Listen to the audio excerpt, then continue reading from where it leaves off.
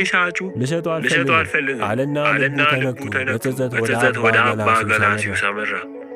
አባ ገላስዮስንም እባክህ መጽሐፍ እንደገና ተቀበለኝ፣ ኃጢአቴንም ይቅር በለኝ ብሎ ለመነው። አባ ግን እሺ አላለውም። ያም ሰው መጽሐፍን ካልወሰድክ በሰላም መኖር አልችልም አለው። አባ ገላስዮስም ሰላምን ካገኘ መልሼ እወስደዋለሁ ብሎ ተቀበለው። ያም ሰው ንስሐ ገብቶ እስከ ዕለተ ሞቱ አባ ገላስዮስን አገለገለው።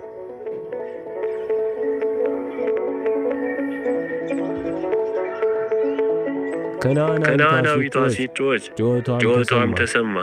ደም ይፈሳት የነበረችው ሴት ምንም ቃል አልተነፈሰች፣ ነገር ግን ብፅዕት ተባለች። ፈሪሳዊ ብዙ ተናገረ፣ ነገር ግን ተወቀሰ። ቀራጩ ግን አፉን አልከፈተም፣ ነገር ግን ጸሎቱ ተሰማ። ነቢዩ ዳዊት በምሽት በእኩለ ሌሊት በነግህ በሰርክ በእግዚአብሔር ፊት ይቆም ነበር። በጠዋት በእኩለ ቀንም እንዲሁ በቀን 7 ጊዜ አመሰግናለሁ በማለት የተናገረው ለዚህ ነው። ለሚጠቀሙባቸው ሰዎች የክርስትና መጻሕፍት ገንዘብ ማድረግ መልካም ነው።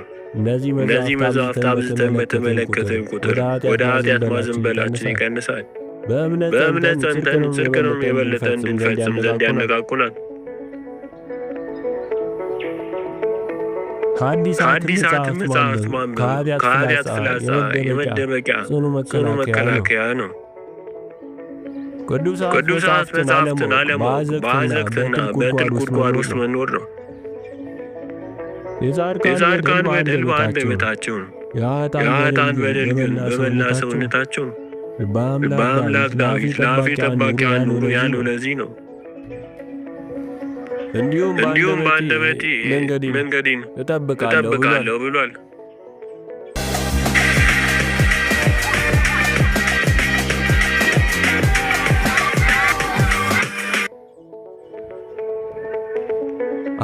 አንድ ሰው ኢጲፋንዮስን እግዚአብሔርን ቁጣ ለማብረድ አንድ ጽድቅ ብቻ በቂ ነውን ሲል ጠይቀው፣ ኢጲፋንዮስም እርግጥ ነው እርሱ ራሱ ፍርድን የሚያደርግ እውነትንም የሚሻውን ሰው ታገኙ እንደሆነ እቅርላታለሁ ብሏል ሲል መለሰ።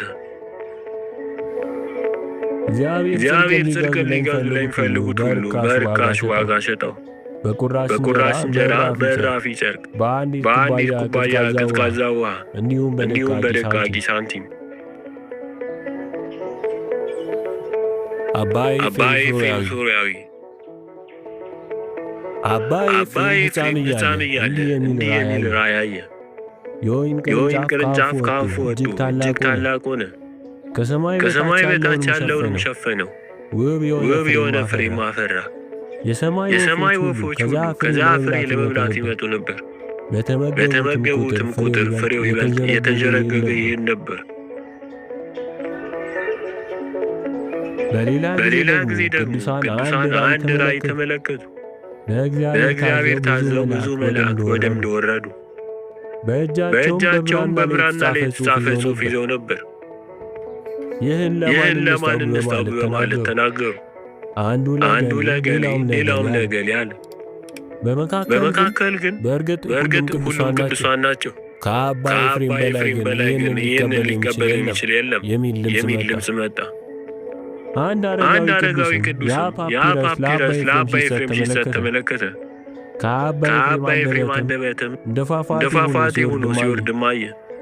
በዚህም ከአባ ኤፍሬም አንደበት የሚወጣው ነገር ሁሉ ከመንፈስ ቅዱስ የሚገኝ መሆኑን ተረዳ።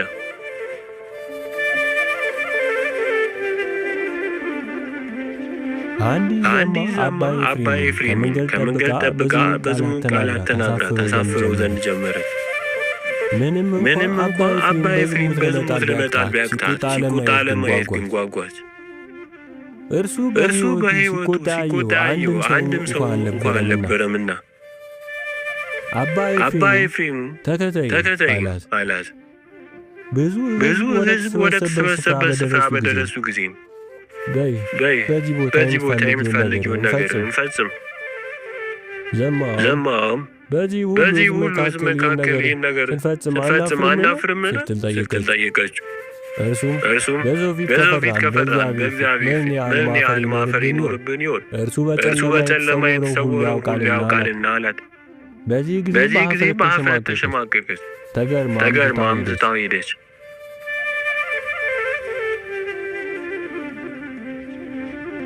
ኢቫግሪስ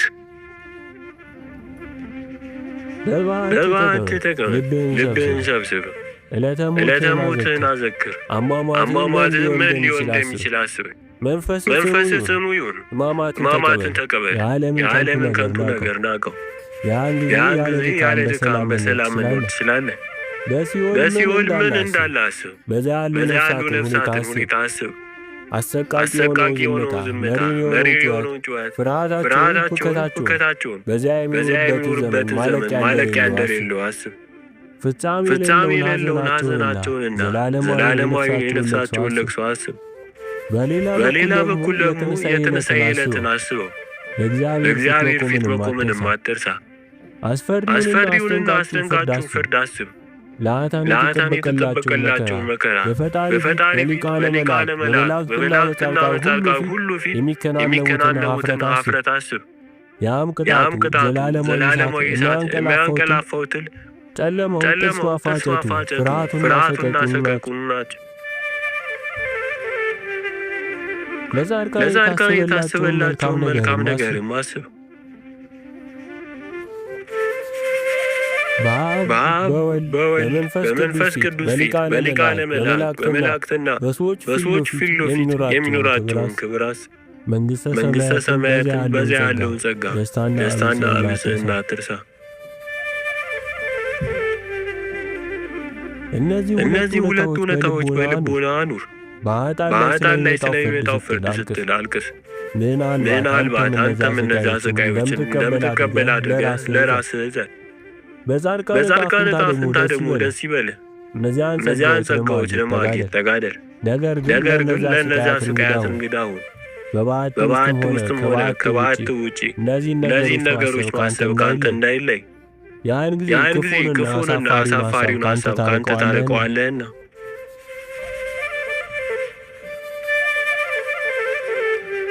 አባ ኤልያስ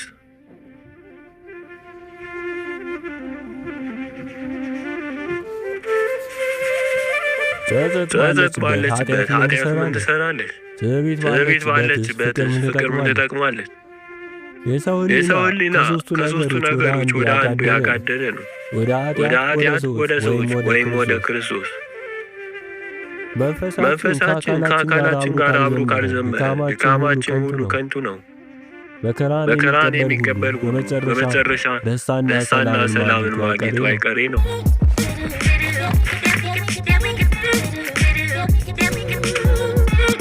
ሁሉ በመጨረሻ ደስታና ሰላምን ማግኘቱ አይቀሬ ነው።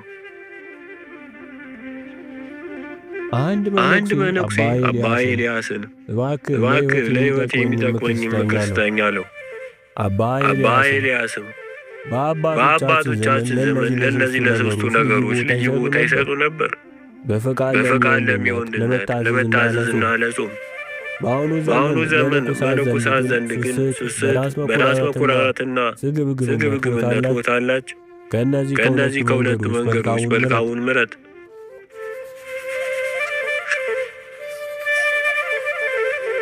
አባ ቴዎፍሎስ ሊቀ ጳጳሳት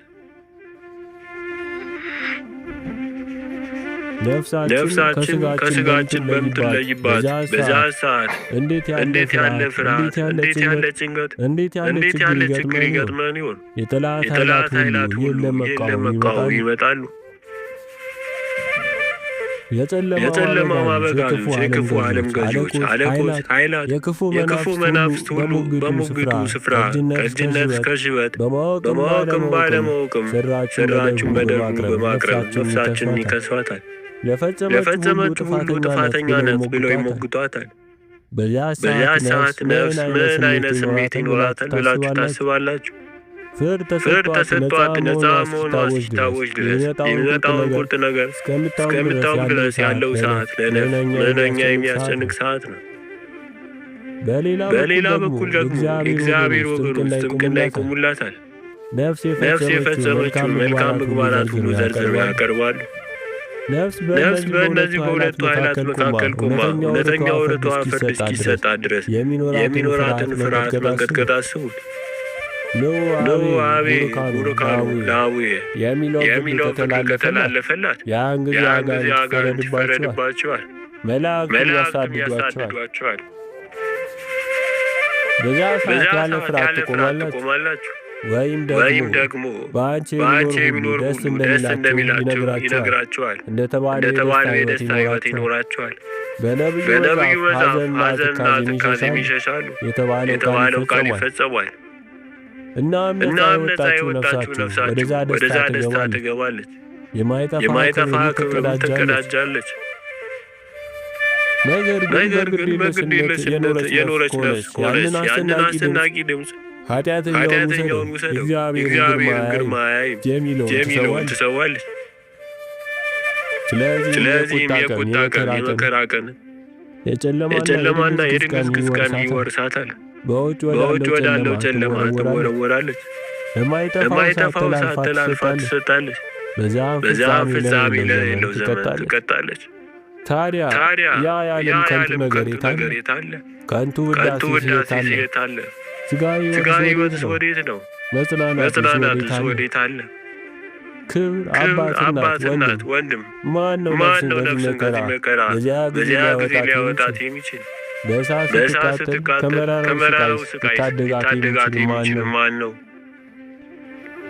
ይህ ከሆነ ታዲያ ለመልካምና ለተቀደሰ ምግባር የማንተጋው በምን ምክንያት ነው?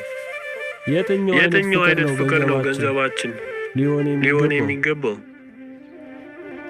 በምን አይነት ኑሮ ነው? በምን አይነት የኑሮ መንገድስ ነው መጓዝ ያለብን? ምን አይነት ምግባር? በምን አይነት ፍጥነት? እንዴት ባለ ትጋት? በምን አይነት ጸሎት? እንዴት ባለ ጽናት? መጽሐፍ ጌታችን ስንጠባበቅ ሁሉም ነገር ያለ ነቀፋ በሰላም ይሁን ይለናል። በዚህ መንገድ ከተጓዝን የአባቴ ቡሩካን ዓለም ሳይፈጠር የተዘጋጀላችሁን መንግሥት ውረሱ የሚለውን ድምፅ እንሰማለን። ማቴዎስ ምዕራፍ 25 ቁጥር 34።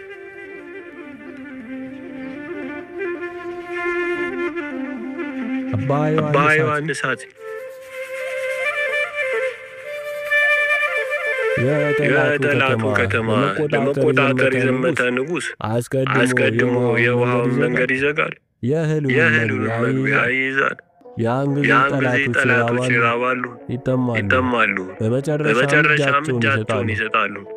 የነፍስን ጦር ለማሸነፍም በተመሳሳይ መንገድ መጠቀም ይገባል። አንድ ሰው በጾምና በረሃብ ከጸና የነፍሱ ጠላቶች ይዳከማሉ። እኔ በትልቅ ዋርካ ስር የተቀመጠንና አራዊት ሊጣሉት የመጣን ሰው እመስላለሁ። ሊቋቋማቸው እንደማይችል ከተረዳ ሸሽቶ ወደ ዛፉ በመውጣት ነፍሱን ያድናል። በእኔም የተፈጸመው ይኸው ነው። በባቴ ተቀምጬ ክፉ ሐሳቦች ሊቃወሙኝ ሲመጡ ልቋቋማቸው እንደማልችል ባወቅሁ ጊዜ በጸሎት ወደ እግዚአብሔር ሸሽቼ እመሸጋለሁ። በዚያም ከጠላቶቼ ፍላጻ እድናለሁ።